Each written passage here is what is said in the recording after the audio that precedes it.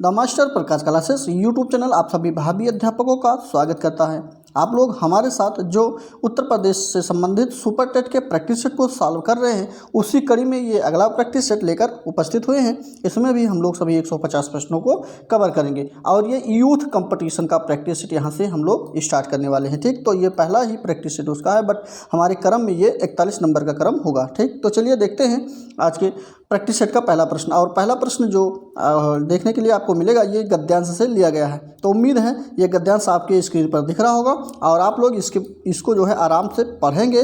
उसके बाद पढ़ने के बाद जो भी प्रश्न इसका होगा उसका आंसर देने के लिए कमेंट बॉक्स में आप लोग तत्पर होंगे। ठीक, तो चलिए उम्मीद है कि पढ़ लिए होंगे, नहीं पढ़ पाए होंगे तो वीडियो को रोक करके आराम से पढ़ सकते हैं। ठीक, तो चलिए पहला प्रश्न लेते हैं। पहले प्रश्न में पूछा गया है कि महावीर स्वामी का जन्म कहाँ हुआ था। अच्छा प्रश्न है और ये स्टैटिक जीके का भी प्रश्न जो है पूछा जा सकता है इस प्रकार के, बट यहाँ पे जो है गद्यांश के रूप में है। तो चलिए देखते हैं। पावापुरी में, वैशाली में, कुशीनगर में या फिर पारसौली में। पारसौली है, तो चलिए बताइए कौन सा ऑप्शन इसका राइट आंसर होगा। कमेंट बॉक्स आप लोग के लिए खुला है पूरा, आप लोग कमेंट करके आंसर को बताते रहेंगे। तो यहाँ पे जो ऑप्शन सही होगा वैशाली बिल्कुल राइट आंसर हो जाएगा इस प्रश्न का। महावीर स्वामी का जन्म वैशाली में हुआ था, ऑप्शन नंबर बी इस प्रश्न का राइट आंसर होगा। वहीं पे बात करते हैं इनके शरीर के त्यागने की, तो वो पावापुरी में हुई थी। ठीक, ध्यान रखिएगा। तो ऑप्शन नंबर इसका बी राइट आंसर होगा और मृत्यु जो हुई थी वो पावापुरी में हुई थी। ठीक, चलिए बी ऑप्शन सही होने के साथ बढ़ते हैं दूसरे प्रश्न की तरफ। और दूसरा प्रश्न जो है ये काव्यांश है। काव्यांश को पढ़ेंगे, उसके बाद जो है आंसर प्रश्न के आंसर को बनाएंगे। तो उम्मीद है कि पढ़ लिए होंगे। बढ़ते हैं प्रश्न की तरफ। प्रश्न में पूछा गया है दूसरा प्रश्न जो है उसमें है नंदन वन सी फूल उठी या छोटी सी कुटिया मेरी का भाव क्या है। आप जो काव्यांश ऊपर पढ़े हैं उसी से ये प्रश्न बना हुआ है। तो इसका ऑप्शन जो सही होगा ये कुटिया में आनंद उमड़ उठा, ऑप्शन नंबर बी इस प्रश्न का बिल्कुल राइट आंसर हो जाएगा, जो कि काव्यांश का सही भाव अर्थ होगा। ठीक, बी ऑप्शन सही होने के साथ बढ़ते हैं अगले प्रश्न की तरफ। और अगला प्रश्न है, यहाँ पे आपका जो एक पंक्ति लिखी गई है ऊपर पंक्ति, इसका रस बताना है, किस प्रकार का ये रस है। जैसे कि बोरव सबे रघुवंश कुठार की धार में वारन बजी सरथा ही। फिर आगे है वान की वायु उड़ाव के लक्षण लक्ष्य करो अहिरा समर्था ही। तो इस पंक्ति का रस बताना है, कौन सा रस है इसमें। रौद्र रस है, भयानक रस है, बीभत्स रस है या फिर वीर रस है। तीसरा ऑप्शन का कौन सा राइट आंसर होगा। तो यहाँ पे ऑप्शन नंबर पहला ही राइट आंसर होगा, रौद्र रस का ये उदाहरण है। ठीक, option number first right answer होगा। कमेंट बॉक्स में आप लोग जो है प्रश्नों के उत्तर ए बी सी डी के रूप में लिखते रहें, जिससे कि हमें भी स्पष्ट होता रहे कि हाँ आप लोग भी जो है आंसर बराबर जो है बना पा रहे हैं। ठीक, चलिए और नोटबुक पेन साथ में रखिए, जो इंपॉर्टेंट प्रश्न होगा हम बताते रहेंगे, आप लोग उसको नोट करते रहिएगा, क्योंकि जो इंपॉर्टेंट प्रश्न है ये हमेशा अगर छूट जाते हैं तो जल्दी मिलते नहीं हैं। ठीक, तो चलिए देखते हैं चौथा प्रश्न। चौथे प्रश्न में है छत से ईंट गिरी इस वाक्य में कौन सा कारक है। तो छत से ईंट गिरी, तो देखिए एक प्रकार से देखा जाए तो ऊपर जो है इस वाक्य में ऊपर से कोई चीज़ छूट रही है। ठीक, तो यहाँ पे अपादान कारक का उदाहरण है ये। ऑप्शन नंबर पहला है इस प्रश्न का राइट आंसर हो जाएगा। फर्स्ट ऑप्शन इसका बिल्कुल राइट आंसर हो जाएगा। जैसे कि किसी वस्तु का जहाँ से अलगाव होता है वो अपादान का भाव प्रकट कर देता है। ठीक, तो ऑप्शन नंबर इसका जो है फर्स्ट अपादान राइट आंसर हो जाएगा। इसी के साथ अगले प्रश्न की तरफ बढ़ते हैं। यहाँ पे ये शब्द जो लिखा गया है त्रि, कि यहाँ पे जो ध्वनियाँ हैं वो किस प्रकार की ध्वनियाँ हैं। चलिए देखते हैं पांचवें का कौन सा सही होगा। तो देखिए अगर आप लोग पढ़ते होंगे तो पहले ता का जो है ध्वनि आता होगा, वो भी छोटे वाले, उसके बाद री का। ठीक, तो ऑप्शन नंबर इसका पहला ही ए राइट आंसर होगा। ऑप्शन फर्स्ट इसका बिल्कुल सही हो जाएगा। नेक्स्ट प्रश्न है कौन सा शब्द जो है तद्भव शब्द का उदाहरण है। कुमार है, कुक्कर है, कुक्कुर है, काजल है या फिर कोण है। कुक्कुर लिखा है यहाँ पे, कुक्कर नहीं है। ठीक, तो चलिए देखते हैं कौन सा ऑप्शन सही होगा। तो यहाँ पे काजल शब्द जो लिखा गया है सी ऑप्शन, ये तद्भव शब्द का उदाहरण है। बाकी सभी जो है यहाँ पे अलग अलग प्रकार के शब्द हैं। ठीक, तो ऑप्शन नंबर सी इस प्रश्न का जो है राइट आंसर होगा। नेक्स्ट प्रश्न की तरफ चलते हैं। अगले प्रश्न में है, थोड़ा छोटा कर दें जिससे स्पष्ट रूप से प्रश्न और ऑप्शन सभी दिखने लगे। उम्मीद है दिख रहा होगा। चलिए देखते हैं। तो ऑप्शन यहाँ शब्द जो एक शब्द लिखा गया है, त्यक्त लिखा गया है, इस शब्द का सही विलोम शब्द बताना है।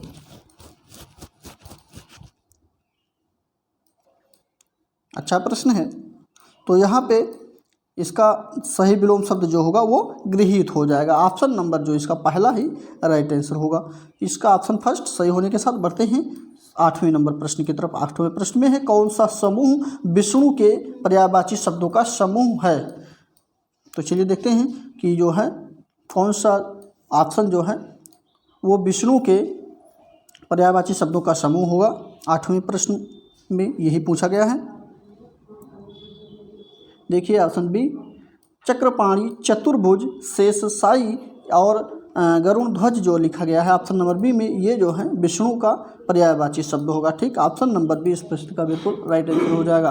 बढ़ते हैं 9वें प्रश्न की तरफ। प्रश्न नंबर 9 में है, पंडित से बनी भाववाचक संज्ञा कौन सी है। तो पंडित का भाववाचक जो है संज्ञा बनाना है। तो चलिए देखते हैं। 9 नंबर का ऑप्शन नंबर जो सही हो जाएगा वो पहला ही पंडित्य हो जाएगा। ठीक, ऑप्शन नंबर फर्स्ट इसका राइट आंसर होगा। पंडित का भाववाच्य जो बनेगा संज्ञा के रूप में वो पंडित्य हो जाएगा। नेक्स्ट प्रश्न की तरफ बढ़ते हैं। अगला प्रश्न है, कौन शब्द हमेशा बहुवचन में प्रयुक्त होता है। हस्ताक्षर है, समाचार पत्र है, चिड़िया है या फिर तिजोरी है। 10 नंबर का ऑप्शन कौन सा राइट होगा। तो चलिए देखते हैं। 10 का ऑप्शन नंबर जो सही हो जाएगा वो पहला ही राइट आंसर होगा। जो हस्ताक्षर हम लोग करते हैं, सिग्नेचर जिसको कहते हैं, वो जो है हमेशा बहुवचन में प्रयोग होता है। Option number first right answer हो जाएगा हस्ताक्षर। इसी के साथ बढ़ते हैं 11वें प्रश्न की तरफ। 11वें प्रश्न में पूछा गया है कि हंसना कैसी क्रिया है। सकर्मक क्रिया है, अकर्मक क्रिया है या संयुक्त क्रिया है या फिर प्रेरणार्थक क्रिया है। हंसना जो शब्द है यह एक अकर्मक क्रिया का उदाहरण होगा। ठीक, ऑप्शन नंबर इसका जो सही हो जाएगा वो बी ऑप्शन अकर्मक क्रिया बिल्कुल राइट आंसर हो जाएगा। इसमें ऐसा होता क्यों है, क्योंकि जिस क्रिया का फल कर्म पर ना पड़कर कर्ता पर पड़ता है उसे अकर्मक क्रिया कहते हैं। ठीक, तो ऑप्शन नंबर इसका भी राइट आंसर होगा, अकर्मक क्रिया सही हो जाएगा। अगला प्रश्न है, टिकाऊ में प्रत्यय बताना है। प्रत्यय और उपसर्ग तो आप लोग को पता ही होगा, हमेशा जो है प्रैक्टिस सेट जब भी आता है इस टाइप का प्रश्न तो हम बताते हैं। तो प्रत्यय बताना है, टिकाऊ में कौन सा प्रत्यय लगा है 12वें नंबर का। तो यहाँ पे जो प्रत्यय जुड़ा हुआ है टिकाऊ में वो ऑप्शन सही हो जाएगा आउ।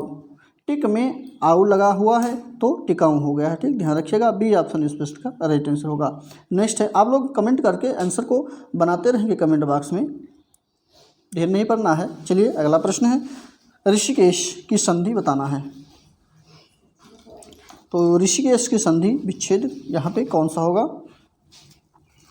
13वें का सी ऑप्शन इसका राइट आंसर हो जाएगा। तो ऋषिकेश की संधि बतानी है तो ऑप्शन नंबर इसका जो होगा ऋषिक और प्लस इस मिलके ऋषिकेश जो है बना देंगे। तो यहाँ पे बी ऑप्शन, माफ़ कीजिए बी ऑप्शन नहीं, जो है सी ऑप्शन इसका बिल्कुल राइट आंसर हो जाएगा। ऑप्शन नंबर सी बिल्कुल सही होगा इस प्रश्न का। ठीक, सी ऑप्शन सही होने के साथ बढ़ते हैं अगले प्रश्न पे। 14 नंबर का प्रश्न देखते हैं। इसमें है पतझड़ में समास बताना है। कर्म तत्पुरुष समास होगा, कर्म तत्पुरुष समास है या फिर बहुब्रीहि समास या द्वंद्व समास होगा। तो चलिए देखते हैं पतझड़ में किस प्रकार का समास है। तो चलिए देखिए, पतझड़ जो समास होगा वो बहुब्रीहि का समास हो जाएगा। ठीक, बहुब्रीहि समास है इसमें, क्योंकि झड़ते हो पत्ते जिस मौसम में वह अर्थात पतझड़ कहलाता है। पतझड़ एक प्रकार का मौसम होता है जिसमें पत्ते झड़ते हैं। ठीक, तो ऑप्शन नंबर इसका जो है सी पतझड़, माफ़ कीजिए बहुब्रीहि जो है राइट आंसर होगा। ठीक, सी ऑप्शन सही होने के साथ अगले प्रश्न की तरफ बढ़ते हैं। अगला प्रश्न है, श्री गुरु चरण सरोज रज रिज मन मुकुर सुधार बर नव रघुबर विमल जस जो दायक फल चार। इसमें जो है आपको छंद बताना है, कौन सा छंद होगा। दोहा छंद है, सोरठा है, रोला है और वैरव छंद है। तो चलिए देखिए, ये जो है हनुमान चालीसा का एक लाइन जो है लिया गया है यहाँ पे। तो ये किस प्रकार का छंद है ये बताना है। श्री गुरु चरण सरोज रज निज मन मुकुर सुधार बरनउँ रघुबर बिमल जसि जो दायक फलचार। चलिए देखते हैं। तो इसमें जो छंद होगा वो दोहा छंद है। ये प्रकार का दोहा है, सभी लोग पढ़ते होंगे, याद भी होगा सबको। तो ये क्या है, एक दोहा है। ठीक, तो अपने आप में ही सभी लोग को मालूम ही था कि ये एक दोहा है। ठीक, चलिए ऑप्शन नंबर पहला ही राइट आंसर होगा। इसी के साथ बढ़ते हैं अगले प्रश्न की तरफ। अगले प्रश्न में है, यहाँ पे एक वाक्य लिखा गया है, कहावत है, उतर गई लोई तो क्या करेगा कोई। तो ये कहावत जो है इसका सही अर्थ बताना है। उतर गई लोई तो क्या करेगा कोई। चलिए देखते हैं। आप लोग कमेंट करके ऑप्शन को जो है लिखते रहें कौन सा सही है। डी ऑप्शन इसका राइट आंसर होगा। बेशरम हो चुके व्यक्ति को इज्जत गंवा देने का भय नहीं रहता है, यही इसका सही कहावत का अर्थ होगा। जैसे कि उतर गई लोई तो क्या करेगा कोई। तो यही ऑप्शन नंबर डी इस प्रश्न का राइट आंसर होगा। ठीक, चलिए अगला प्रश्न देखते हैं। अगला प्रश्न में अलंकार बताना है। जैसे सोहत ओढ़े पीठ पत श्याम सलोनी गात मनो नील मणिशैल पर आतप परयो प्रभात। तो इसमें अलंकार बताना है। कौन सा अलंकार है, अनुप्रास अलंकार है, उपमा अलंकार है, रूपक अलंकार है या फिर उत्प्रेक्षा अलंकार है। 17 नंबर का कौन सा ऑप्शन सही हो जाएगा। तो चलिए देखते हैं। अच्छा प्रश्न है। तो यहाँ पे जो सही होगा, ये जो ये वाक्य लिखा गया है ये उत्प्रेक्षा अलंकार का उदाहरण है। ठीक, डी ऑप्शन इसका राइट आंसर हो जाएगा। चलिए अगले प्रश्न की तरफ बढ़ते हैं। अगला प्रश्न है, आप लोग का कमेंट जो मिल रहा था कि सर यूथ कंपटीशन का जो है प्रैक्टिस सेट कराइए। तो ये जो है पहला ही प्रैक्टिस सेट आपका यूथ कंपटीशन से हम लोग लेकर आए हुए हैं। और आप लोग अपने वीडियो को, जो वीडियो देख रहे हैं, इसको अपने दोस्तों के साथ शेयर करते रहिए, जिससे उनको भी प्रैक्टिस सेट का लाभ मिलता रहे। और वीडियो को लाइक शेयर सब्सक्राइब करना भी मत भूलिएगा, फटाफट कर दीजिएगा। तो चलिए अगले प्रश्न को देखते हैं। 18 नंबर का प्रश्न में लिखा गया है कि कौन सा शब्द का सही क्रम, मतलब शब्दकोश में जो शब्द लिखे गए हैं इसको सही क्रम में बैठाना है, बनाना है। तो कौन सा सही क्रम है ये बताना है। 18वें प्रश्न का ऑप्शन नंबर कौन सा सही होगा। तो चलिए लेते हैं ऑप्शन को। तो यहाँ पे डी ऑप्शन विश्वम्भरा, विश्व, विश्वस्त और विश्वास जो लिखा गया है ये जो है शब्दों का सही क्रम है। ठीक, डी ऑप्शन इसका राइट आंसर हो जाएगा, और वो भी शब्दकोश के अनुसार। ठीक, ध्यान रखिएगा। अगले प्रश्न की तरफ बढ़ते हैं। अगले प्रश्न में है, काकू शब्द का सबसे अधिक उपयुक्त अर्थ कौन सा है। कौवा है, कटु है, चाचा है या फिर व्यंग्य है। काकू शब्द लिखा गया है, देखिए काकू का सबसे उपयुक्त अर्थ कौन सा है। तो यहाँ पे पहला ही काकू का अर्थ कौवा होगा। ऑप्शन नंबर फर्स्ट इसका राइट आंसर हो जाएगा। 20वें प्रश्न की तरफ चलते हैं। 20वें प्रश्न में निर्वात का समानार्थी शब्द बताना है। निर्वात का तात्पर्य ये होता है कि जहाँ पर वायु उपस्थित नहीं होती है उसको निर्वात कहते हैं। और अगर विज्ञान के प्रश्न की बात करते हैं तो निर्वात में ध्वनि जो है गति नहीं करती है। ठीक, ये भी ध्यान रखिएगा। चलिए बताइए समानार्थी शब्द क्या होगा निर्वात का। भ्रम है, विवाद रहित है, बिना हवा वाला। देखिए मिल ही गया ऑप्शन। तो मैंने पहले ही बता दिया, जहाँ पर वायु उपस्थित नहीं होती है उसी को निर्वात कहते हैं। तो यहाँ पे बिना हवा वाला जगह जो होता है उसी को निर्वात कहा जाता है। सी ऑप्शन इस प्रश्न का राइट आंसर हो जाएगा। और यहाँ पे 20 प्रश्नों को हम लोग जो है हिंदी के सॉल्व कर लिए हैं। अब चल बढ़ते हैं अगले पोर्शन की तरफ, जो है ये इंग्लिश का पोर्शन है। ये पैराग्राफ लिखा गया है, आप लोग इसको आराम से पढ़ेंगे। उसके बाद जो है ऑप्शन जो है क्वेश्चन के ऑप्शन को बनाना होगा। ठीक, चलिए उम्मीद है कि पढ़ लिए होंगे, यहाँ भी पढ़ लिए होंगे। और अगर नहीं पढ़ पाए हैं वीडियो को रोक करके आराम से पढ़ते हैं, पढ़ लीजिएगा। और देखिए 21 नंबर का प्रश्न इससे पूछा गया है। तो how did Kasturba react to Gandhi ji's will. तो चलिए देखते हैं ऑप्शन कौन सा सही होगा इसका। 21 नंबर का यहाँ पे सी ऑप्शन इसका राइट आंसर हो जाएगा। ठीक, सी ऑप्शन इस प्रश्न का बिल्कुल राइट आंसर होगा। आप लोग गद्यांश पढ़े होंगे तो हमारे ऑप्शन से जो है मिलान कर लीजिएगा। चलिए अगले प्रश्न की तरफ बढ़ते हैं। ये एक पोएम लिखी गई है और इस पोएम को आप लोग जो है आराम से पढ़ेंगे। देखिए पोएम आपके स्क्रीन पे दिख ही रहा है, इसको आराम से पढ़ लेंगे वीडियो को रोक करके। हम बढ़ते हैं प्रश्न की तरफ। और प्रश्न 22 का नंबर का प्रश्न है। इसमें पूछा गया the evening star राइसेस when. Next तो ऑप्शन बताइए कौन सा सही होगा। 22 नंबर का तो डी ऑप्शन इसका राइट आंसर हो जाएगा। ठीक, इस प्रश्न का डी ऑप्शन राइट आंसर होगा। नेक्स्ट प्रश्न, अब यहाँ से ग्रामर का पार्ट आपका शुरू हो गया है। तो इसमें लिखा गया है कि find out which is the part of predicate. Predicate आपको ढूंढना है। प्रेडिकेट का पार्ट कौन सा होता है ये बताना है। एडजेक्टिव होता है, डिटरमाइनर होता है, या फिर कंप्लीमेंट होता है, या फिर क्वालिफायर होता है। चलिए, अच्छा प्रश्न है। तो यहाँ पे सी ऑप्शन आपका कंप्लीमेंट्स जो होते हैं वो पार्ट ऑफ स्पीच का प्रेडिकेट कहलाते हैं। ठीक, ऑप्शन नंबर सी इस प्रश्न का राइट आंसर होगा। नेक्स्ट प्रश्न की तरफ चलते हैं। 24 नंबर, इसमें स्पेस जो यहाँ पे फिल किया गया है, खाली इस जगह को फिल करना है। कौन सा भरा जाएगा? हैज़ भरा जाएगा, हैव भरा जाएगा, है भरा, या फिर विल हैव भरा जाएगा, वो फिल करना है। आप लोग से क्वेश्चन को पढ़िए, उसके बाद जो है सही शब्द को वहाँ फिल करिए। तो यहाँ पे हैज़ का प्रयोग होगा। ठीक, ऑप्शन फर्स्ट इसका राइट आंसर हो जाएगा। नेक्स्ट प्रश्न है 25 नंबर का प्रश्न आप लोग पढ़िए। Which of the following words is an adverb. तो यहाँ पे अपीस जो लिखा गया है ये जो है एडवर्ब है। ऑप्शन नंबर फर्स्ट इस प्रश्न का राइट आंसर होगा। नेक्स्ट प्रश्न, फिल इन द ब्लैंक्स करना है, सेंटेंस को कंप्लीट करना है, खाली स्थान पे भरना है। द हेड मास्टर, फिर स्पेस है, to speak to you. First option इसका want, the head master want to speak to you. Option number first इसका राइट आंसर होगा, वांट्स भरा जाएगा। नेक्स्ट प्रश्न है, स्पेस है, उसके बाद डॉग इज फेथफुल एनिमल।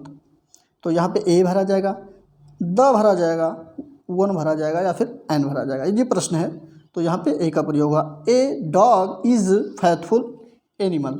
ठीक, ऑप्शन नंबर इसका जो है पहला ही राइट आंसर हो जाएगा। अगला प्रश्न है, चलिए पढ़िए आप लोग क्वेश्चन को और जो है ऑप्शन को बनाइए कौन सा सही होगा 28 का। तो डी ऑप्शन इसका राइट आंसर होगा। ठीक, मिलान कर लीजिएगा पढ़ने के बाद। डी ऑप्शन बिल्कुल राइट आंसर होगा। 29 नंबर के प्रश्नों को देखते हैं।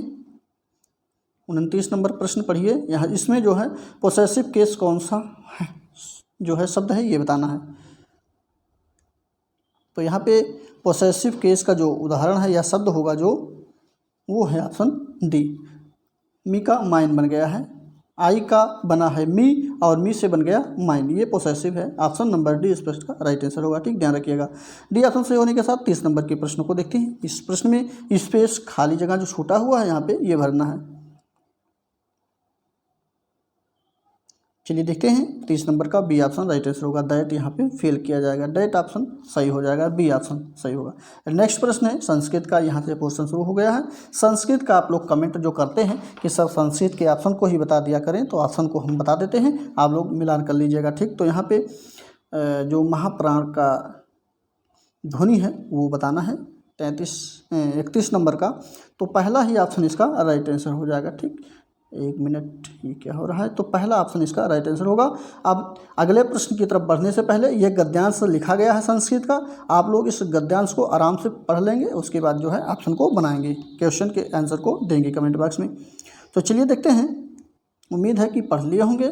ठीक, तो 32 नंबर का प्रश्न आपके स्क्रीन पे है, इसको बताइए कौन सा ऑप्शन सही होगा। तो पहला ऑप्शन इसका राइट आंसर होगा। ठीक, ध्यान रखिएगा। सेकंड, उसके बाद फिर अगला प्रश्न है 33 नंबर का प्रश्न। इसका प्रश्न जो ऑप्शन सही होगा प्रश्न का वो बी ऑप्शन इसका राइट आंसर हो जाएगा। इसी के साथ 34 नंबर के प्रश्नों पे चलते हैं। 34 नंबर का प्रश्न लेते हैं, तो इसका option number B right answer होगा। नेक्स्ट है 35 नंबर का प्रश्न, और 35 नंबर के प्रश्नों की बात करते हैं, तो इसका option number B right answer होगा। ठीक, बी ऑप्शन इसका राइट आंसर होगा। 36 नंबर की तरफ बढ़ते हैं, और 36 नंबर में option number D right answer होगा। यहाँ पे संधि विच्छेद जो है करना था, ये शब्द जो लिखा गया है, तो इसका सही संधि विच्छेद ऑप्शन नंबर डी हो जाएगा। नेक्स्ट पर 37 नंबर में द्वि, ये जो शब्द लिखा गया है द्वि, इसकी संख्या वाची शब्द में पुल्लिंग रूप बताना है। 33 का ऑप्शन नंबर बी इसका राइट आंसर होगा, द हो जाएगा। ठीक, बी ऑप्शन सही होगा। इसी के साथ भूतपूर्व पद में समास बताना है, ये कौन सा समास का उदाहरण है। 38 नंबर के ये केवल जो है ऑप्शन नंबर इसका जो है क्या हो रहा है, तो इसका जो सही होगा वो ऑप्शन जो सही हो जाएगा वो सी ऑप्शन बिल्कुल राइट आंसर हो जाएगा। इसी के साथ बढ़ते हैं अगले प्रश्न की तरफ। अगला प्रश्न है 39 नंबर का। 39 नंबर का ऑप्शन पहला ही राइट आंसर होगा। चतुर्थी एक वचन का ये शब्द लिखा गया है। ठीक, यहाँ पे विभक्ति और वचन बताना था, तो ये चतुर्थी विभक्ति होगी और एक वचन का ये शब्द है। Option number first right answer होगा। नेक्स्ट प्रश्न है, यहाँ पे एक श्लोक लिखा गया है और इस श्लोक को आप लोग पढ़ेंगे और नीचे आपका जो है ये ऑप्शन भी जो है क्वेश्चन भी मिल गया है 40 नंबर का, तो इसका राइट आंसर जो होगा वो डी हो जाएगा। ठीक, पढ़ने के साथ मिलान कर लीजिएगा, ऑप्शन नंबर डी इसका राइट आंसर होगा। अब यहाँ से 41 नंबर प्रश्नों को हम लोग देखते हैं। ये जो है विज्ञान का प्रश्न यहाँ से शुरू हो गया है। तो पहला ही प्रश्न अगर लेते हैं विज्ञान का, तो इसमें पूछा गया कि भौतिक मात्राओं में से कौन सी एक अदिश राशि है। चलिए देखते हैं अदिश राशि कौन सी है। भार है, आवेग है, यंग का मापांक है या फिर त्वरण है। अच्छा प्रश्न है, आप लोग नोटबुक और पेन साथ में रखें, जो इम्पोर्टेंट प्रश्न होगा हमारे द्वारा बताया जाएगा, आप लोग नोट करते चलिएगा। ठीक, चलिए देखते हैं यहाँ पे। तो यहाँ पे पूछा गया कि कौन सी एक अदिश राशि है। तो अदिश राशि जो है ये यंग की मापांक जो है ये एक अदिश राशि है, बाकी सभी सदिश राशियाँ हैं। ऑप्शन नंबर सी इस प्रश्न का राइट आंसर होगा। नेक्स्ट प्रश्न है 42 नंबर का प्रश्न। इसमें पूछा गया है प्रकाश की दिशा में होने वाले परिवर्तन की घटना जब वह एक माध्यम से अन्य माध्यम में होकर गुजरता है तो क्या कहलाती है। संचरण कहलाती है, परावर्तन कहलाती है, अपवर्तन कहलाती है या फिर विवर्तन कहलाती है। तो आप लोग जो है इसके प्रश्न को सही से पढ़ेंगे तो समझ में आ जाएगा। इसमें पूछा गया, कहा गया है कि प्रकाश की दिशा में होने वाला परिवर्तन की घटना, जो कौन सी घटना होती है जब परिवर्तन होता है प्रकाश की दिशा में, तो वह जब एक माध्यम से अन्य माध्यम में होकर गुजरती है, तो ये बताना है। चलिए देखते हैं। तो सी ऑप्शन यहाँ पे ये जो कहलाती है वो अपवर्तन कहलाता है। ऑप्शन नंबर सी इस प्रश्न का राइट आंसर होगा। ठीक, चलिए सी ऑप्शन सही होने के साथ बढ़ते हैं 33 नंबर प्रश्न की तरफ। 33 नंबर प्रश्न में है एनीमोमीटर से क्या मापा जाता है। यहाँ पे एक मापक का नाम दिया गया है, एनीमोमीटर है। इससे क्या मापा जाता है। वेग मापा जाता है, हवा का द्रव्यमान मापा जाता है या फिर हवा की गति मापते हैं या तापमान मापा जाता है। ऑप्शन आपके स्क्रीन पे है, आप लोग कमेंट करके बताइए कौन सा ऑप्शन इसका राइट आंसर हो जाएगा। अच्छा प्रश्न है, तो यहाँ पे option number C right answer होगा। एनीमोमीटर के माध्यम से हवा की गति को मापा जाता है। ऑप्शन नंबर जो है सी इस प्रश्न का राइट आंसर होगा। इसकी खोज जो है 1450 में जो है हुई थी। ठीक, ध्यान रखिएगा। लियोन बटिस्टा अल्बोर्टी के द्वारा इसकी खोज किया गया था। लियोन बटिस्टा अल्बोर्टी के द्वारा इसका खोज किया गया था, ये भी ध्यान रखिएगा। Option number C right answer हो जाएगा इसका। अगला प्रश्न है, अगला प्रश्न में पूछा गया किस उद्योग द्वारा बॉक्साइट कच्चे माल के तौर पर इस्तेमाल किया जाता है। सेशन को आप लोग अपने फ्रेंड्स के साथ शेयर करते रहिए, बार बार कहना ना पड़े। ठीक, शेयर कर दीजिए जिससे कि अन्य को भी प्रैक्टिस सेट का लाभ मिलता रहे। और कुछ जाता तो है नहीं शेयर करने में, वीडियो को लाइक भी कर दीजिए। चलिए थम्स अप का बटन दबा दीजिए यदि वीडियो अच्छी लग रही हो तो। 44 नंबर प्रश्न को देखते हैं, किस उद्योग द्वारा बॉक्साइट कच्चे माल के तौर पर इस्तेमाल किया जाता है। अच्छा प्रश्न है, यहाँ पे बॉक्साइट का ऐसा पूछा गया है, सीधा सीधा ऐसा प्रश्न पूछना चाहिए था। तो यहाँ पे ऑप्शन नंबर पहला ही राइट आंसर हो जाएगा, एल्यूमिनियम जो है सही होगा। ठीक, चलिए इसी के साथ अगले प्रश्न की तरफ बढ़ते हैं। अगले प्रश्न में है कौन सी बात गलत है। चलिए देखते हैं, ऑप्शन पढ़िए उसके बाद बताइए कौन सा गलत है। जैसा कि हाइड्रोजन का परमाणु टाइटेरियम की मात्रा से करीब 1/3 होता है। अगला है ड्यूटेरियम को भारी हाइड्रोजन कहते हैं। नेक्स्ट है ड्यूटेरियम के परमाणु में एक न्यूट्रॉन होता है। नेक्स्ट डी ऑप्शन है प्रोटियम हाइड्रोजन का एक दुर्लभ समस्थानिक है। तो 45 नंबर का ऑप्शन नंबर जो सही होगा डी राइट आंसर होगा यहाँ पे। ठीक, प्रोटियम जो होता है ये हाइड्रोजन का एक दुर्लभ समस्थानिक होता है। यहाँ पे ऑप्शन नंबर ये गलत है, बाकी सभी ऑप्शन यहाँ पे राइट आंसर होगा, क्योंकि यहाँ पे गलत पूछा गया था, इसलिए डी ऑप्शन इसका राइट आंसर हो जाएगा। डी ऑप्शन सही होने के साथ बढ़ते हैं अगले प्रश्न की तरफ। और अगले प्रश्न में है यहाँ पे, एक मिनट क्या हो रहा है, किसका pH मान 7 होता है। शुद्ध जल का, सोडियम H2SO4 जिसको सल्फ्यूरिक अम्ल कहते हैं। नेक्स्ट है सोडियम कार्बोनेट या फिर HCl हाइड्रोक्लोरिक अम्ल है यहाँ पे। चलिए देखिए pH मान किसका 7 होता है ये बताना है।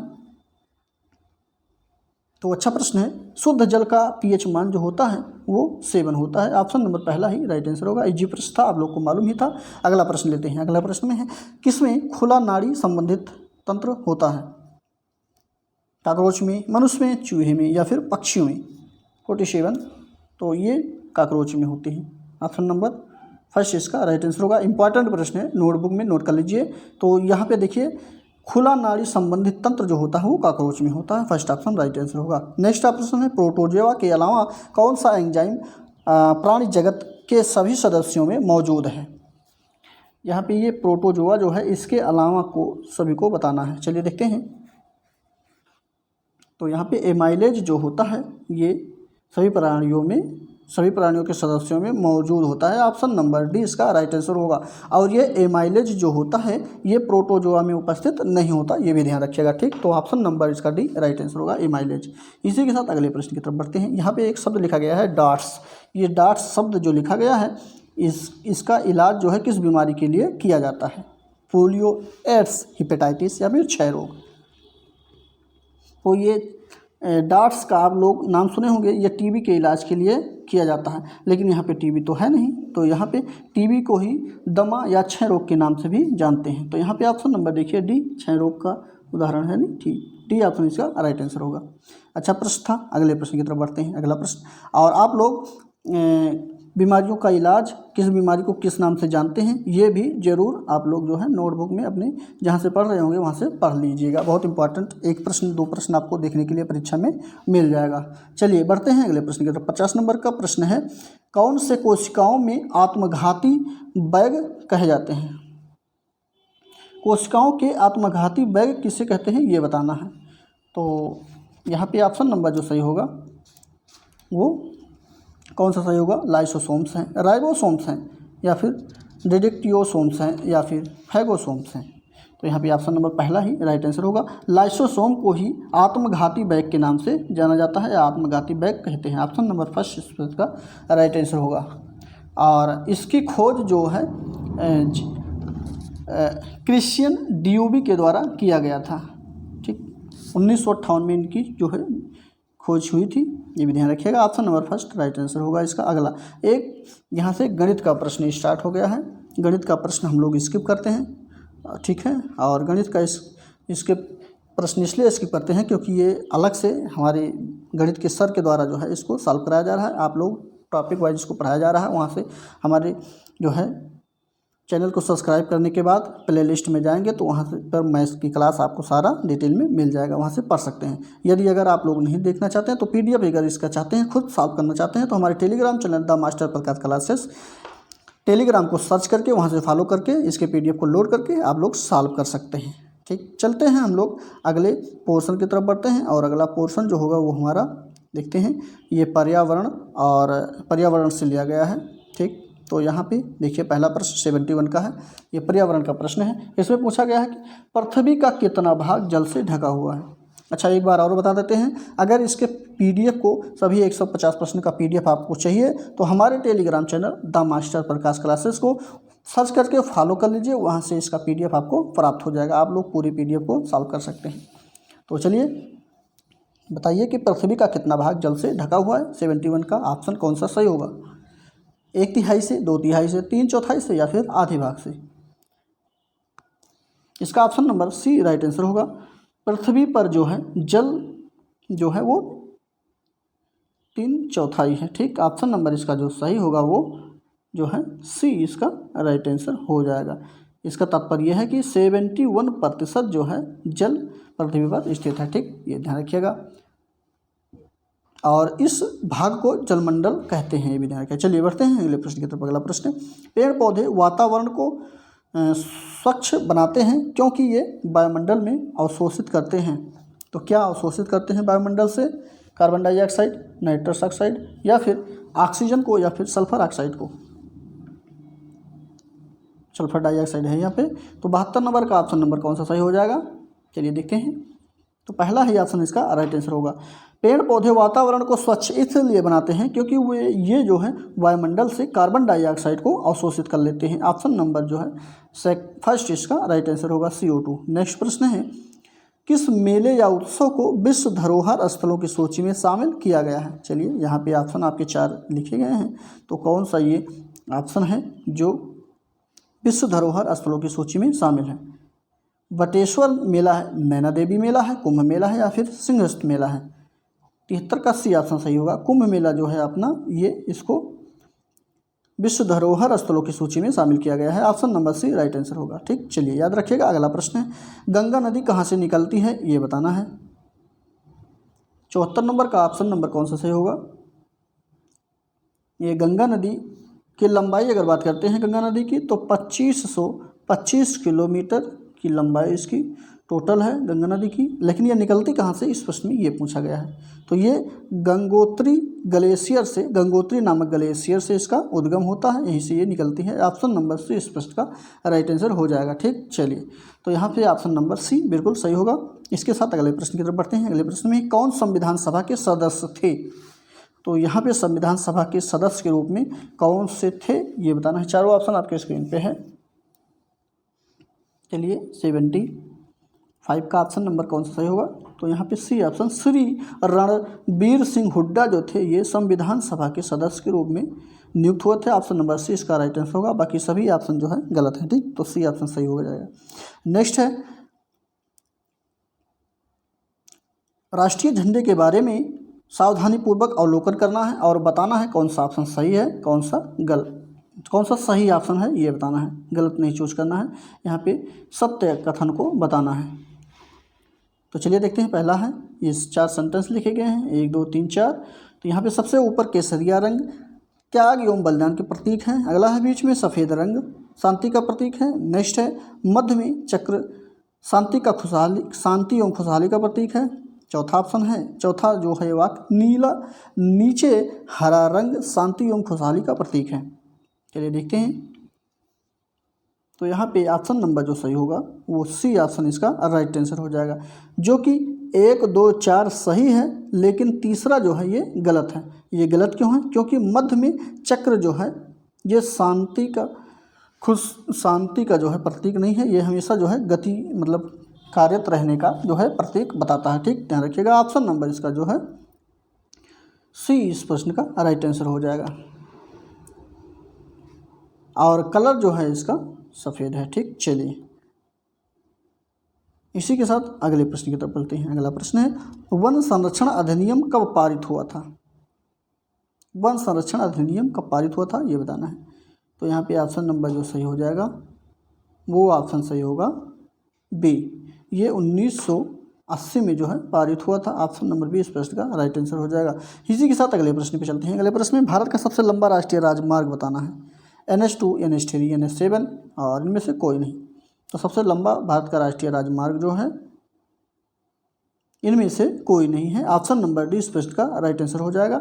लगे हाथ बता देते हैं। सबसे लंबा राष्ट्रीय मार्ग जो है NH नेशनल हाईवे जिसको कहते हैं वो 44 है। ठीक, ध्यान रखिएगा। ऑप्शन नंबर इसका जो है कोई भी शामिल नहीं है इसमें, डी ऑप्शन राइट आंसर हो जाएगा। और ये इसका जो है इसकी लंबाई जो है दक्षिण में कन्याकुमारी से लेकर के उत्तर में जम्मू कश्मीर के श्रीनगर तक इसकी लंबाई है। या कह सकते हैं जम्मू कश्मीर में जो श्रीनगर है वहाँ से लेकर के दक्षिण में कन्याकुमारी तक इसकी लंबाई है। लंबाई टोटल है इसकी 3745 किलोमीटर, ये भी ध्यान रखिएगा। ठीक, बी ऑप्शन इसका डी राइट आंसर हो जाएगा। अगले प्रश्न की तरफ बढ़ते हैं। अगला प्रश्न है, 1904 में क्रांतिकारियों की गुप्त संस्था के रूप में अभिनव भारत की स्थापना किसने की थी? चलिए देखते हैं अभिनव भारत की स्थापना किसके द्वारा किया गया है। अच्छा प्रश्न है। तो ये जो किया गया है इसका option number B right answer होगा, जो कि BD सावरकर के द्वारा अभिनव भारत की स्थापना की गई है। ध्यान रखिएगा 1904 में किया गया है, ये भी ध्यान रखिएगा। चलिए बी ऑप्शन सही होने के साथ बढ़ते हैं अगले प्रश्न की तरफ। अगला प्रश्न है, पश्चिमी शिक्षा का श्री गणेश किस स्वतंत्रता सेनानी द्वारा किया गया था? तो यहाँ पे ऑप्शन नंबर जो सही होगा पहला ही राजा राम मोहन राय के द्वारा किया गया था। Option number first right answer होगा ए। नेक्स्ट है, किस मानव विकास को क्षेत्रों में विभाजित किया जाता है? तो चलिए देखते हैं किस विकास क्षेत्रों में विभाजित किया जाता है इसको। तो इसका भी ऑप्शन नंबर जो सही होगा वो पहला ही ऑप्शन राइट आंसर हो जाएगा, जो कि शारीरिक, संज्ञानात्मक, संवेगात्मक और सामाजिक जो है क्षेत्रों में मानव के विकास को विभाजित किया जाता है। ऑप्शन नंबर जो है पहला इसका राइट आंसर होगा। यहाँ से हम लोग जो है कौशल विकास के प्रश्नों को सॉल्व कर रहे हैं, ये भी ध्यान रखिएगा। ठीक, option number first right answer होगा। नेक्स्ट प्रश्न है, अगला प्रश्न है, कौन सा सही क्रम है? चलिए बताइए आप लोग सुस्त पड़ गए हैं, सुस्त नहीं पड़ना है। कमेंट करके आप लोग कमेंट बॉक्स में उत्तर अपने लिखते रहें। तो कौन सा सही क्रम है ये बताना है 82 का। तो सबसे पहले देखिए अंडाणु होता है, उसके बाद शुक्राणु होता है, फिर युग्मनज बनते हैं, उसके बाद फिर ब्लास्टोसिस्ट जो है बनते हैं। तो यहाँ पे ऑप्शन नंबर इसका डी राइट आंसर हो जाएगा। अंडाणु फिर शुक्राणु, इसका युग्म जो है सही है, अंडाणु शुक्राणु युग्मनज और उसके बाद फिर ब्लास्टोसिस्ट। ठीक, तो ऑप्शन नंबर इसका डी राइट आंसर हो जाएगा। अगला प्रश्न है, अधिगम, अनुभव और प्रशिक्षण के परिणाम स्वरूप व्यवहार में परिवर्तन जो होता है, ये कथन जो है किसके द्वारा कहा गया है? जैसे कि अधिगम, अनुभव और प्रशिक्षण के परिणाम स्वरूप व्यवहार में परिवर्तन होता है, ये कथन किसके द्वारा कहा गया है? 83 का ऑप्शन कौन सा राइट होगा? तो ये पहला राइट आंसर हो जाएगा। ये गेट्स और अन्य के द्वारा कहा गया है। फर्स्ट ऑप्शन इसका राइट आंसर होगा ए। नेक्स्ट, सीखने के नियम किसने दिए हैं? पावलोव ने दिए हैं, स्किनर ने दिए हैं, या फिर थॉर्नडाइक ने दिया, या कोहलर ने दिया है? तो ये थॉर्नडाइक के द्वारा दिया गया है। ऑप्शन नंबर जो है सी इस प्रश्न का राइट आंसर होगा। अधिगम का सिद्धांत किसने दिया है? चाहे सीखने का नियम या अधिगम का नियम किसने दिया? थॉर्नडाइक ने दिया है। ठीक, ध्यान रखिएगा, ऑप्शन नंबर सी इस प्रश्न का राइट आंसर होगा। ऐसे ही प्रश्न पूछकर आप लोग का जो है माइंड जो है डाइवर्ट कर देते हैं परीक्षा में। ठीक, इसलिए ध्यान रखना है, आप लोग को कंफ्यूज नहीं होना है। ठीक, सी ऑप्शन सही होने के साथ बढ़ते हैं अगले प्रश्न की तरफ। अगला प्रश्न है, SOR किसके द्वारा प्रस्तावित किया गया है? SOR जो है ये किसके द्वारा प्रस्तावित किया गया है? वाटसन के द्वारा, वुडवर्थ के द्वारा, कोहलर के द्वारा, या फिर गेस्टाल्टवादी मनोवैज्ञानिकों के द्वारा ये किया गया है। और यहाँ पे इस पे जो होता है इसका तात्पर्य होता है कि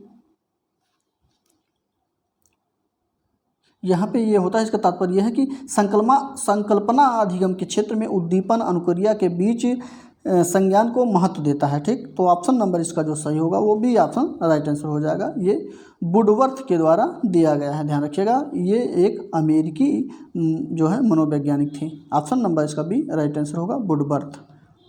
SOR की जो प्रस्तावित किया गया था वुडवर्थ के द्वारा किया गया था। अगला प्रश्न है, कौन सी संज्ञानात्मक क्रिया दी गई सूचना के विश्लेषण के लिए प्रयोग में लाई जाती है? वर्णन करना, पहचान करना, अंतर करना, वर्गीकृत करना। 86 का ऑप्शन नंबर सी सही होगा। अंतर करना इसका सबसे सूचना को जो प्रयोग करने में लाई जाती है, सी ऑप्शन इसका राइट आंसर हो जाएगा। नेक्स्ट प्रश्न है, कौन सी विशेषता प्रतिभावान शिक्षार्थियों की है?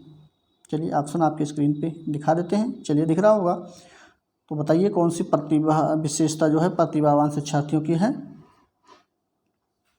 पहला ऑप्शन देखिए, यदि कक्षा की गतिविधियां अधिक चुनौतीपूर्ण नहीं होती हैं तो वह कम प्रेरित अनुभव करता है। सही बात है। जो प्रतिभावान वाले बालक या शिक्षार्थी होते हैं, अगर उनकी क्लास में चुनौतीपूर्ण वो क्लास नहीं होती है तो वो अपने आप को कम प्रेरित महसूस करते हैं। जैसा कि उनको ऐसा लगता है कि हमने जो है जो सीखा है वही पढ़ाया जाता है, तो वो प्रेरित नहीं होते। ठीक, या अनुभव करते हैं और ऊब जाते हैं। ऑप्शन नंबर पहला है इस प्रश्न का राइट आंसर हो जाएगा। सबसे सही आंसर यही होगा। अगला प्रश्न है, श्यामपट्ट को शिक्षण सामग्री के किस समूह के अंतर्गत किया जा सकता है? श्यामपट्ट जो है वो किस प्रकार का शिक्षण सामग्री है? जैसा कि श्रव्य साधन है, दृश्य साधन है, श्रव्य दृश्य साधन है, या इनमें से कोई नहीं है? क्या श्यामपट्ट को सुन सकते हैं, देख सकते हैं, या सुन या देख दोनों सकते हैं? किस प्रकार का है ये बताना है। तो श्यामपट्ट जो होता है वो एक दृश्य सामग्री होता है, देख सकते हैं उस पर जो लिखा जाएगा। ठीक, तो ऑप्शन नंबर बी इस प्रकार का इस प्रश्न का जो है राइट आंसर होगा। नेक्स्ट है, गणित के अधिगम निर्योग्यता का आकलन निम्नलिखित में से किस परीक्षण द्वारा सबसे अधिक उचित तरीके से किया जा सकता है? तो पहला ही ऑप्शन इसका राइट आंसर होगा। निदानात्मक परीक्षण जो होता है ये सबसे सटीक होता है। ठीक, ध्यान रखिएगा, ऑप्शन नंबर पहला इसका राइट आंसर हो जाएगा। अगला प्रश्न है, एक बच्चा जो आंशिक रूप से देख सकता है, मतलब आंशिक रूप से देखने का तात्पर्य है थोड़ा कम देख सकता है, तो उसके साथ जो है उसको किस विद्यालय में डालना चाहिए या क्या काम उसके साथ करना चाहिए? तो विशेष प्रावधान करते हुए उसे नियमित विद्यालय में रखना चाहिए। ठीक, ऑप्शन नंबर इसका डी राइट आंसर हो जाएगा। अगला प्रश्न है, आप एक अति सक्रिय बालक को कैसे सही दिशा में लाएंगे? कोई भी बालक है वो उद्दंडता करता है और पढ़ने में उसका मन नहीं लगता है, तो उसको जो है सही दिशा में किस प्रकार से लाएंगे ये बताना है। तो सबसे अच्छा आंसर जो होगा उसको सही दिशा में लाने का, उसे श्यामपट्ट आदि साफ करने के लिए समय समय से जो है काम देते रहेंगे। ठीक, तो ऑप्शन नंबर सी इस प्रश्न का राइट आंसर हो जाएगा। अगला प्रश्न है, जिला चिकित्सालय के प्रमुख कार्य कौन से होते हैं? रोगों का निदान करना, उपचार करना, परामर्श देना या फिर उपरोक्त सभी। तो जिला चिकित्सालय का जो कार्य होता है वो सभी होता है। उसमें रोगों का निदान भी करना होता है, उपचार करना भी होता है और परामर्श भी देते हैं। ऑप्शन नंबर डी इस प्रश्न का राइट आंसर होगा। नेक्स्ट प्रश्न 93 का, एक बच्ची कहती है धूप में कपड़े जल्दी सूख जाते हैं, वह किसकी समझ को प्रदर्शित करती है? प्रतीकात्मक विचार, अहम केंद्रित चिंतन या फिर कार्य कारण या फिर विपर्य चिंतन। 93 का ऑप्शन नंबर जो सही होगा वो ऐसा कर चुकी है, मतलब वो अपना अनुभव व्यक्त कर रही है। यहाँ पे कार्यकरण के माध्यम से ये प्रदर्शित करती है। ऑप्शन नंबर सी इसका राइट आंसर होगा। कोई भी होगा, एक बच्चा कैसे ये पता चलेगा कि धूप में कपड़े जो है जल्दी सूख जाते हैं? क्योंकि वो इस कार्य को कर चुकी है। ठीक, तो ऑप्शन नंबर सी इसका राइट आंसर होगा। नेक्स्ट प्रश्न है, कौन सा आकलन करने का सबसे अधिक उपयुक्त तरीका है? आकलन करने का सबसे उपयुक्त तरीका कौन सा है? 94 का ऑप्शन नंबर कौन सा सही होगा? कमेंट करके आप लोग कमेंट बॉक्स में आंसर देते रहे। कमेंट बॉक्स तो आप लोग भूल ही गए हैं, चलिए बताइए कौन सा सही होगा। तो यहाँ पे पहला ही ऑप्शन इसका राइट आंसर हो जाएगा कि आकलन शिक्षण अधिगम में अंतर्निहित प्रक्रिया है। ऑप्शन नंबर फर्स्ट इसका राइट आंसर हो जाएगा। इसी के साथ 95 को देखते हैं। इसमें पूछा गया है कि बच्चों के बारे में कौन सा कथन सही है? चलिए देखिए, बच्चे जानकारी के निष्क्रिय प्राप्त करता है, बच्चे समस्या समाधान करता है, या फिर बच्चे वैज्ञानिक शोध करता है, या फिर बच्चे पर्यावरण के सक्रिय अन्वेषक हैं। तो बच्चों के विषय में जो सही कथन है वो सही कथन हो जाएगा कि बच्चे जो है ये पहला वाला छोड़ करके निष्क्रिय प्राप्तकर्ता, निष्क्रिय जो शब्द गलत अपने आप में ही है, ये नेगेटिव शब्द है, निष्क्रिय नहीं होते हैं। बाकी बी सही है, सी सही है, डी सही है। तो ऑप्शन नंबर इसका जो सही होगा पहला ही ऑप्शन देखिए B C D right answer हो जाएगा। ठीक, चलिए पहला ऑप्शन सही होने के साथ बढ़ते हैं अगले प्रश्न पे। अगला प्रश्न है, प्रायः शिक्षार्थियों की त्रुटियां यानी गलतियां जो होती हैं वो किस ओर संकेत करती हैं? देखिए हम आपको पहले ही बता देते हैं कि गलतियां जो होती हैं शिक्षार्थियों के द्वारा वो भी एक अधिगम का ही हिस्सा उनका होती हैं। इसका तात्पर्य यह है कि गलतियां जो बच्चे करते हैं उसके माध्यम से भी वो सीखते ही हैं, ये ध्यान रखिएगा। चलिए देखते हैं कौन सा ऑप्शन सही होगा। तो यहाँ देखिए पहला ही ऑप्शन आपको देखने के लिए मिल गया कि वे कैसे सीखते हैं, ये उनको संकेत करती है उस ओर। ठीक, ऑप्शन नंबर पहला इस प्रश्न का राइट आंसर हो जाएगा। लेते हैं अगले प्रश्न को। अगला प्रश्न है, जब बच्चे की दादी उसे उसकी माँ की गोद से लेती है तो बच्चा रोने लगता है, तो बच्चा जो है किस कारण से रोता है ये बताना है। अच्छा प्रश्न है। देखिए यहाँ पे कौन सा कारण हो सकता है? तो ऑप्शन नंबर इसका संवेगात्मक दुश्चिंता का कारण है। ठीक, यहाँ पे माँ के प्रति बच्चे का संवेग जो है, लगाव है। ठीक, ऑप्शन नंबर सी इसका राइट आंसर हो जाएगा। चलिए अगले प्रश्न की तरफ बढ़ते हैं। अधिगम के प्रक्रम में अभिप्रेरणा जो है वो किस प्रकार से बनता है? तो चलिए देखते हैं ऑप्शन नंबर इसका कौन सा सही होगा। तो डी ऑप्शन यहाँ पे नए सीखने वालों में अधिगम के लिए रुचि का सृजन करता है। ऑप्शन नंबर यही जो है डी राइट आंसर होगा, क्योंकि अधिगम के प्रक्रम में ये अभिप्रेरणा का कार्य करता है। ठीक, ध्यान रखिएगा डी ऑप्शन इस प्रश्न का राइट आंसर होगा। नेक्स्ट प्रश्न की तरफ बढ़ते हैं। अगला प्रश्न है, कौन सा कारक अधिगम को सकारात्मक प्रकार से प्रभावित करता है? यहाँ पे अधिगम को प्रभावित करने वाला सबसे सकारात्मक कारक कौन सा है? तो यहाँ पे अर्थपूर्ण संबंध जो है ये सबसे सही आंसर हो जाएगा। सी ऑप्शन इस प्रश्न का राइट आंसर होगा। अगला प्रश्न है, सांख्यिकी में वह रेखा चित्र जिसमें आवृत्तियों को स्तंभों द्वारा प्रदर्शित किया जाता है वो क्या कहलाता है, ये बताना है। 100 नंबर का ऑप्शन नंबर कौन सा सही होगा? तो वो जो कहलाता है वो स्तंभाकृत कहलाता है, स्तंभाकृत कहलाता है। ऑप्शन नंबर पहला है इस प्रश्न का राइट आंसर होगा। जैसे किसी बच्चे को या विद्यार्थी को जब पढ़ाना है तो इस प्रकार से बना के बताते नहीं हैं। ठीक, तो यही जो है क्या कहलाती है? स्तंभ आकृति कहलाती है, ध्यान रखिएगा। फर्स्ट ऑप्शन इसका राइट आंसर होगा। नेक्स्ट प्रश्न है, हाल ही में, अच्छा यहाँ से जो है करंट अफेयर का आपका प्रश्न सही जो है स्टार्ट हो गया है और यहाँ से आपको जीके और करंट अफेयर सभी प्रश्न आपको देखने के लिए मिलेंगे। तो चलिए देखते हैं। और पहला प्रश्न इसका है, हाल ही में स्पार्क योजना का वेब पोर्टल किस मंत्रालय के द्वारा जारी किया गया है। और इस करंट अफेयर को थोड़ा तेज़ी के साथ हम देखेंगे, आप लोग हमारे साथ आंसर को मिलान करते रहिएगा और बताइएगा। तो स्पार्क योजना का पोर्टल जो जारी किया गया है, ये अक्टूबर 2018 में पोर्टल जारी किया गया है। यह मानव संसाधन विकास मंत्रालय के द्वारा जारी किया गया है, ये भी ध्यान रखिएगा। सी ऑप्शन इस प्रश्न का राइट आंसर हो जाएगा। अगला प्रश्न है 102 का। सितंबर 2018 में प्रधानमंत्री श्री नरेंद्र मोदी जी ने प्रधानमंत्री जन आरोग्य योजना, ठीक ध्यान रखिएगा, जन आरोग्य योजना का शुभारंभ जो है कहाँ से किया है।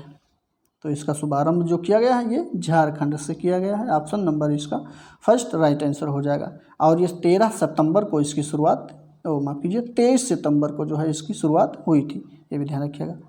चलिए, झारखंड के रांची इसकी राजधानी है, यहीं से इसकी शुरुआत हुई है। ऑप्शन इसका पहला राइट आंसर होगा। इसी के साथ अगले प्रश्न की तरफ बढ़ते हैं। अगला प्रश्न है, हाल ही में ब्राज़ील में हुए राष्ट्रपति चुनाव में किसे सफलता मिली है। तो यहाँ पे जो है राष्ट्रपति के रूप में जो चुने गए हैं वो जायर बोल्सोनारो को चुना गया है। बी ऑप्शन इस प्रश्न का राइट आंसर होगा। अगला प्रश्न है, 2018-19 में भारत का वस्तुगत निर्यात कितना रहा। तो इसका निर्यात जो रहा, पहला ही ऑप्शन 164.04 अरब डॉलर के बराबर रहा। फर्स्ट ऑप्शन इसका राइट आंसर हो जाएगा। नेक्स्ट है, हाल ही में चीन ने दुनिया का सबसे बड़ा उभयचर विमान का परीक्षण किया है, इस विमान का क्या नाम है। एरिया 105 का ऑप्शन नंबर कौन सा सही होगा। तो सी ऑप्शन इसका राइट आंसर हो जाएगा। AG600 इसका ऑप्शन सही हो जाएगा। सी ऑप्शन सही होने के साथ बढ़ते हैं 106 नंबर पे। हाल ही में किस देश के द्वारा मृत्यु दंड को समाप्त करने की घोषणा कर दी गई है। तो ये देश का नाम है मलेशिया। मलेशिया में ही मृत्यु दंड को समाप्त करने की घोषणा किया गया है इनकी संसद के द्वारा, ठीक ध्यान रखिएगा। डी ऑप्शन इसका राइट आंसर होगा। अगला प्रश्न है, हाल ही में जारी ग्लोबल हंगर इंडेक्स में भारत का स्थान कौन सा रहा।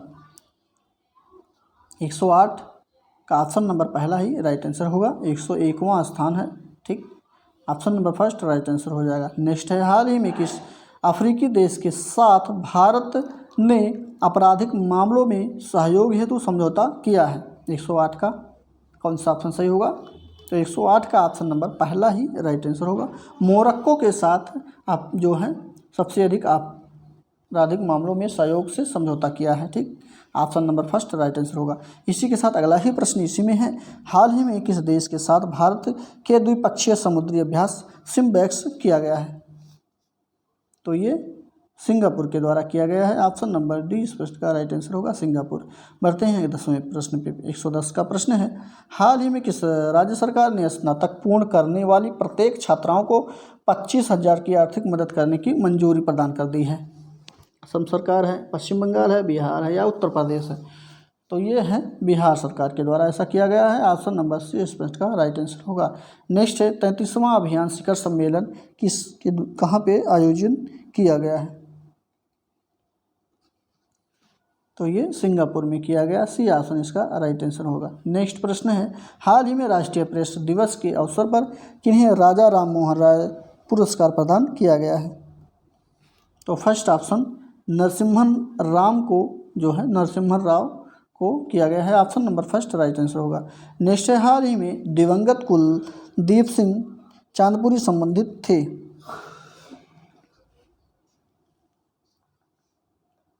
तो ये ऑप्शन नंबर इसका पहला राइट आंसर होगा। ये थल सेना से संबंधित थे, फर्स्ट ऑप्शन सही हो जाएगा।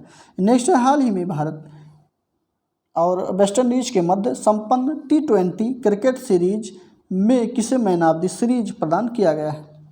तो ये कुलदीप यादव को प्रदान किया गया है। ऑप्शन नंबर यहाँ पे सी राइट आंसर हो जाएगा। अगला प्रश्न है, हाल ही में प्रधानमंत्री मोदी ने उत्तर प्रदेश के किस स्थान पर देश के पहले अंतर्देशीय जलमार्ग टर्मिनल का शुभारंभ कर दिया है। तो ये है आपका वाराणसी। ऑप्शन नंबर सी इस प्रश्न का राइट आंसर हो जाएगा। अगला प्रश्न है, हाल ही में किस प्रसिद्ध राइटर को सबसे कम उम्र में प्रतिष्ठित मैन बुकर पुरस्कार हेतु चयनित करने का गौरव प्राप्त हो गया है। तो डेजी जॉनसन को ये गौरव प्राप्त हुआ है। ऑप्शन नंबर पहला राइट आंसर होगा। नेक्स्ट है, किसे IMF का मुख्य अर्थशास्त्री नियुक्त किया गया है? तो इस गोपी गीतानाथ को किया गया है। Option number B right answer होगा। ये प्रश्न था, ठीक, सभी लोग को मालूम है। गीता गोपीनाथ ही जो है IMF की अर्थशास्त्री के रूप में इसमें कार्यभार देख भी रही हैं, ठीक। चलिए अगला प्रश्न है, उत्तर प्रदेश प्रसंस्कृत तिल निर्यात तिथि नीति के अनुसार कौन सा सबसे कथन सही जो है, कौन सा नीति कथन है? चलिए ऑप्शन आपके स्क्रीन पे चारों दिख रहा है, तो इसका ऑप्शन डी राइट आंसर हो जाएगा। एक मिनट, ठीक, डी ऑप्शन इसका राइट आंसर हो जाएगा। डी ऑप्शन सही होने के साथ 19 नंबर के प्रश्न चलते हैं। 119 का है, हरियाणा सरकार द्वारा शुरू की गई जागृति योजना किससे संबंधित है? तो ये देखिए, ये जागृति योजना जो शुरुआत की गई है ये हरियाणा सरकार के द्वारा शुरुआत की गई है, और इसका संबंध किससे है ये बताना है। तो इसका संबंध जो है ये महिला सशक्तिकरण से संबंधित है। ऑप्शन नंबर पहला इसका राइट आंसर हो जाएगा, ठीक, ध्यान रखिएगा। ये हरियाणा सरकार के द्वारा जो है शुरुआत की गई है। इसमें महिलाओं में आत्मविश्वास और जागरूकता का प्रसार करना ही इसका उद्देश्य होगा। चलिए अगले प्रश्न की तरफ बढ़ते हैं। अगला प्रश्न है, विजय हजारे ट्रॉफी 2018-19 को 17वें सीजन का विजेता किसे चुना गया है? तो मुंबई को चुना गया है। पहला ही ऑप्शन इसका राइट आंसर होगा। नेक्स्ट है, अंतर्राष्ट्रीय योग दिवस प्रतिवर्ष किस दिन मनाया जाता है? तो योग दिवस जो मनाया जाता है वो 21 जून को मनाया जाता है। ऑप्शन नंबर बी इस प्रश्न का राइट आंसर होगा। नेक्स्ट प्रश्न है, लोसर त्यौहार किस राज्य में मनाया जाता है? तो लोसर त्यौहार जो है वो सिक्किम में मनाया जाता है। ऑप्शन नंबर डी इसका राइट आंसर हो जाएगा। अगला प्रश्न है, कौन सा उत्तर भारत का एक शास्त्रीय नृत्य है? उत्तर भारत का शास्त्रीय नृत्य पूछा गया है, तो वो अपने उत्तर प्रदेश का है कथक। ऑप्शन नंबर इसका सी राइट आंसर हो जाएगा। बाकी सभी जो हैं जितने भी हैं ये सभी दक्षिण भारत के अंतर्गत आएंगे जाएंगे, ठीक, ध्यान रखिएगा। अगला प्रश्न है, कौन सा संगीत का एक तालवाद्य यंत्र है? तो यहाँ पे मृदंगम जो है ये संगीत का एक, अच्छा यहाँ संगीत तुमने पढ़ा, संगीत का वाद्य यंत्र एक है वो मृदंगम है, ठीक, ध्यान रखिएगा। पहला ऑप्शन इसका राइट आंसर होगा। अगला प्रश्न है, भारतीयों में से किसे नोबेल पुरस्कार किसने जो है नोबेल पुरस्कार नहीं दिया गया है ये बताना है। निम्नलिखित 4 नाम लिखे गए हैं, तो किसे नहीं मिला है नोबेल पुरस्कार ये बताना है। तो सत्यजीत रे को नोबेल पुरस्कार नहीं दिया गया है, बाकी रविन्द्रनाथ टैगोर को मिला है, CV रमन को मिला है, अमर्त्य सेन को मिला है, ठीक, ध्यान रखिएगा। ऑप्शन नंबर सी इस प्रश्न का राइट आंसर हो जाएगा। अगला प्रश्न है, ब्रिज किसमें अपनाई जाने वाली तकनीकी है? तो ये आपका कुश्ती में अपनाई जाती है। ऑप्शन नंबर इसका जो सही होगा बी ऑप्शन बिल्कुल राइट आंसर हो जाएगा। इसी के साथ 127 नंबर पे चलते हैं। इस प्रश्न में पूछा गया है कि ABM का पूर्ण रूप क्या है? ABM का पूर्ण रूप क्या है ये बताना है। तो यहाँ पे इसका पूरा नाम जो है एंटी बैलिस्टिक मिसाइल इसका पूरा नाम है, ध्यान रखिएगा, ठीक। ऑप्शन नंबर डी इस प्रश्न का राइट आंसर होगा ABM, ठीक। चलिए अगले प्रश्न की तरफ बढ़ते हैं। अगला प्रश्न है, जलियांवाला बाग हत्याकांड कब हुआ था? तो 13 अप्रैल को तो हुआ ही था, लेकिन वो कौन से सन में हुआ था? 1919 में हुआ था, ठीक। ऑप्शन नंबर इसका सी राइट आंसर हो जाएगा। इस जीके का प्रश्न यहाँ पे है। अगला है, प्रसिद्ध कृति आनंद मठ के रचयिता कौन है? अच्छा प्रश्न है। और आनंद मठ के रचयिता कौन है? यहीं से ही हमारा जो है वंदे मातरम जो गीत लिया गया है, राष्ट्रगीत, वो यहीं से लिया गया है, ठीक। तो बताइए यह किसके द्वारा लिखा गया है? तो ये जो लिखा गया है ये रविंद्रनाथ टैगोर के द्वारा लिखा गया है, ठीक, ध्यान रखिएगा। आप एक मिनट,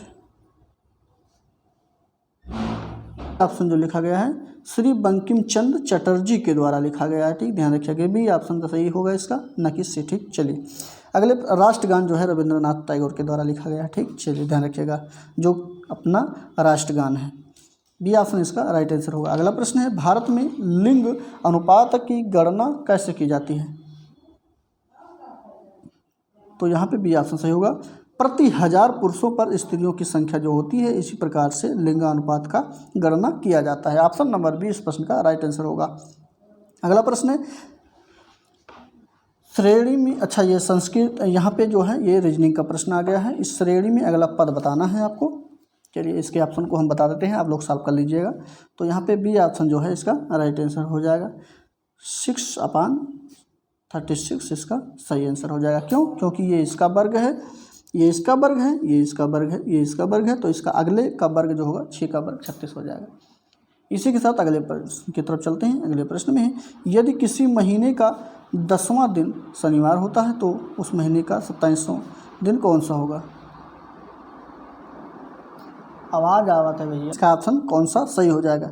132 का ऑप्शन नंबर जो सही होगा वो बी ऑप्शन सही हो जाएगा। ठीक, तो उसका 27वां दिन जो पड़ेगा वो मंगलवार पड़ेगा। ऑप्शन नंबर बी इस प्रश्न का राइट आंसर हो जाएगा। ठीक, चलिए अगले प्रश्न की तरफ बढ़ते हैं। अगला प्रश्न है 5:15 पर घड़ी की सुई का कोण क्या होगा? कितना कोण जो है वो कितना बनाएगा, कितने अंश का कोण बनाएगा? तो ये जो है जो बनाएगा आप लोग सॉल्व कर लीजिएगा। ऑप्शन हम जो है बता देते हैं, बी ऑप्शन इसका राइट आंसर होगा। ठीक, 67 सही 1 यानी 67.5 अंश का कोण ये बनाएगा 5:15 पर। ठीक, ध्यान रखिएगा, बी ऑप्शन सही होगा। अगला प्रश्न 134 नंबर के पास से प्रश्न लिया गया है। इसका ऑप्शन जो सही होगा वो सी ऑप्शन बिल्कुल राइट आंसर होगा। आप लोग सॉल्व कर लीजिएगा। नेक्स्ट प्रश्न की तरफ चलते हैं। 135 नंबर के देख लेते हैं, तो इसमें भी सी ऑप्शन सही हो जाएगा, मिलान कर लीजिएगा। ठीक, चलिए सी ऑप्शन सही होने के साथ बढ़ते हैं 36 नंबर, और ये कंप्यूटर का प्रश्न अब यहाँ से आपको देखने के लिए मिलेंगे। तो पहले ही प्रश्न में है शिक्षण में प्रयुक्त उपयोगी ऐप्स के नाम क्या हैं? फ्लिपकार्ट है, डिक्शनरी है, शेयरिट जिसको कहते हैं, या फिर ऐप बाल पूल है। एप्लीकेशन का नाम बताना है जो शिक्षण में प्रयुक्त किए जाते हैं। तो इसमें बी ऑप्शन सही होगा। डिक्शनरी शब्द जो लिखा गया है, ये एप्लीकेशन जो है ये शिक्षण से जो है पढ़ाई से संबंधित एप्लीकेशन है, बाकी सभी जो है अलग अलग एप्लीकेशन है। ठीक, ध्यान रखिएगा। चलिए बढ़ते हैं अगले प्रश्न की तरफ। गूगल प्ले बुक एक क्या है? तो ये एक जो है ई बुक संग्रह है। ऑप्शन नंबर पहला राइट आंसर हो जाएगा। अगले प्रश्न की तरफ बढ़ते हैं। स्मार्टफोन किन मोबाइल फ़ोन को कहते हैं? तो स्मार्टफोन किसे कहते हैं ये बताना है। तो डी ऑप्शन देखिए, यहाँ पे उपरोक्त सभी को जो है स्मार्टफोन के नाम से जानी जाती है। जैसे कि जिसकी कंप्यूटर क्षमता तथा कनेक्टिविटी उन्नत होती है। 1 मिनट कट रहा होगा तो छोटा कर दें, चलिए दिख रहा होगा आप। तो जिसकी कंप्यूटर क्षमता तथा कनेक्टिविटी उन्नत होती है, जिसकी कनेक्टिविटी क्षमता होती है, जिस मोबाइल फ़ोन में कैमरा होता है, ये सभी जो है ऑप्शन सही हो जाएगा। तो यहाँ पे उपरोक्त सभी ऑप्शन डी राइट आंसर होगा। अगला है कौन शिक्षण का सिद्धांत नहीं है? शिक्षण का सिद्धांत का तात्पर्य है कि कौन सीखने या पढ़ने का सिद्धांत नहीं है। तो डी ऑप्शन सही होगा। जीवन में असंबद्धता का सिद्धांत जो है यही शिक्षण का सिद्धांत नहीं है, बाकी सभी ऑप्शन सही हो जाएंगे। क्योंकि यहाँ पे नहीं पूछा गया था तो इसलिए ये ऑप्शन सही होगा। ठीक, चलिए बढ़ते हैं अगले प्रश्न पे। भारत में सर्वप्रथम कौन सा मुक्त विश्वविद्यालय स्थापित किया गया था? तो सबसे पहले मुक्त विश्वविद्यालय जो भारत में स्थापित किया गया था उसका नाम बताना है। तो यहाँ पे इंदिरा गांधी राष्ट्रीय मुक्त विश्वविद्यालय IGNOU जो है स्थापित किया गया था। फर्स्ट ऑप्शन इसका राइट आंसर होगा। नेक्स्ट है विशेष आवश्यकता वाले बच्चों में व्यवहार करने के लिए दार्शनिक दृष्टिकोण में से किसका अनुसरण किया जाना चाहिए? तो पहला ही ऑप्शन इसका माफ़ कीजिए, पहला नहीं सेकंड ऑप्शन सही होगा। जो उन्हें समावेशी शिक्षा, समावेशी जहां आ जाएगा वहां सभी बच्चे के व्यवहार या किसी प्रकार से होंगे वो समा जाएंगे। ठीक है, ध्यान रखिएगा। और नियमित विद्यालयों में अध्ययन करने का अधिकार प्राप्त हो। ऑप्शन नंबर बी इस प्रश्न का सबसे सटीक आंसर होगा। और ये समावेशी शिक्षा जहाँ भी आपको मिल जाएगा जान लीजिएगा वो प्रश्न आपका सही दिशा की ओर चल रहा है। ठीक, चलिए बी ऑप्शन सही होने के साथ अगले प्रश्न की तरफ बढ़ते हैं। अगला प्रश्न है एक शिक्षिका की कक्षा में कुछ शारीरिक विकलांगता वाले बच्चे हैं तो उनके लिए क्या कहना सबसे उचित होगा? 142 का।